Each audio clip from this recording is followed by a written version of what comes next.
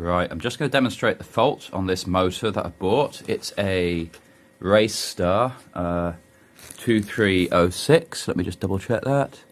BR2306S 2300 kV. There's the little box it came in. Made in China. I've got 4 of them. 3 of them are fine, and this one is faulty. There's a manufacturing defect that I think is quite serious. You look at these grooved bits at the top here. On this side, they're fine. On this side, somebody's cutting machine has forgotten to cut the grooves. So that's obviously a bit of a problem in that you're going to have a weight disparity between the 2 sides. This side will be heavier than this side because that side's got grooves cutting it and that side hasn't.